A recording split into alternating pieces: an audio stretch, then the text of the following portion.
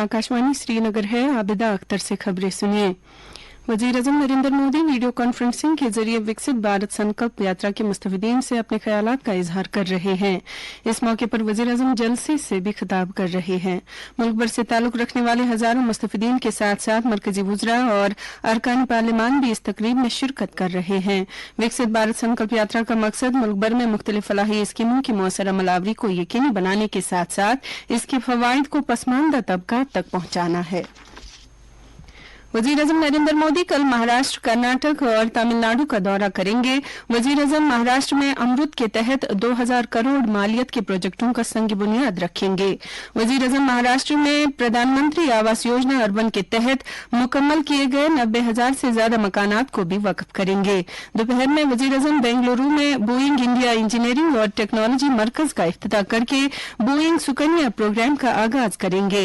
Boeing Sukanya programme का मकसद मुल्क के उभरते हुए शहरी हवाबाजी के शोबे में खवातीन के ज्यादा से ज्यादा दाखिले को तकवीयत बख्शना है।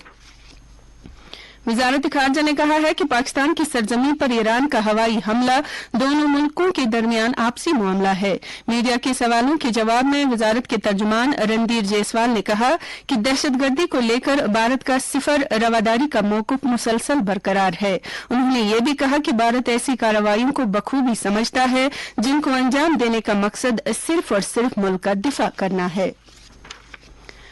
अमेरिका के वजीर खारजा एंटनी ब्लिंकन ने आलमी इक्तिसादी फोरम के सालाना इजलास 2024 से खिताब करते हुए भारत की गैर मामूली कामयाबी की सताइश की। उन्होंने भारत की आबादी पर वज़ीर-ए-आज़म नरेंद्र मोदी की अवामदोस्त पॉलिसियों और फलाही प्रोग्रामों के मुस्बत असरात को भी उजागर किया। अमरीकी सदर जो बाइडेन और वज़ीर-ए-आज़म नरेंद्र मोदी के दरमियान खुशगवार ताल्लुकात को उजागर करते हुए एंटनी ब्लिंकन ने कहा कि दोनों रहनुमाओं की बातचीत अमरीका और भारत के दरमियान मजबूत ताल्लुकात समेत कई अहम मौज़ूआत पर मुहित है। वाज़ेह रहे कि भारत और अमरीका के दरमियान एक जामे आलमी स्ट्रैटेजिक शराकतदारी मौजूद है। ये शराकतदारी मुश्तरका जमहूरी इक़दार, मुतअद्दिद उमूर और अवाम से अवाम के दरमियान मुतहरिक राबते पर मबनी है।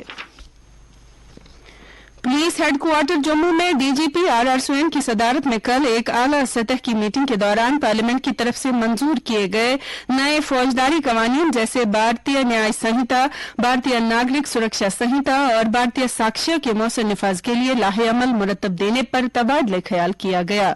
नए कवानीन को मंजूर करने का मकसद फौजदारी कवानीन के फलसफे में पैनल कोड से जस्टिस कोड की नजरियाती तब्दीली को सामने लाना है। इस ज़मीन में मीटिंग के दौरान पुलिस सरबराह ने कवानीन में लाई गई तब्दीली पर रोशनी डाली और पुलिस इदारे में नए फौजदारी कवानीन की मौसर अमलावरी के लिए कई अहम पहलुओं पर रोशनी डाली, जिनमें सलाहियत साजी के प्रोग्राम भी शामिल हैं।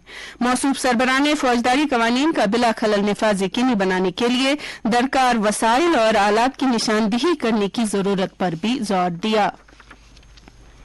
पुलिस सरबराह आर स्वैन और 16वें कोर के जीओसी लेफ्टिनेंट जनरल नवीन सचदेवा ने कल शाम पुलिस हेडक्वार्टर जम्मू में एक आला सतह की मीटिंग के दौरान जम्मू खिते में सिक्योरिटी तैयारियों का वसी पैमाने पर जायजा लिया।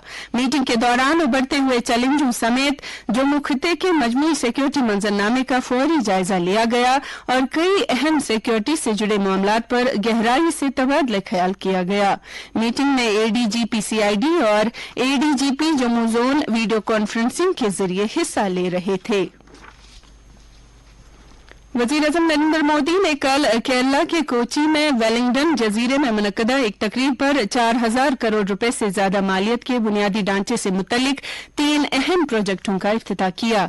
इन प्रोजेक्टों में 1800 करोड़ रुपए के नए ड्राई डॉक सहूलियात और 970 करोड़ रुपए की लागत से तामीर किया गया कोचिन शिपयार्ड में जहाजों की मरम्मत का एक बैनुल अक़वामी मरकज शामिल है। इसके अलावा उन्होंने इंडियन ऑयल कॉरपोरेशन के एलपीजी दरामद करने के टर्मिनल का भी इफ्तिताह किया।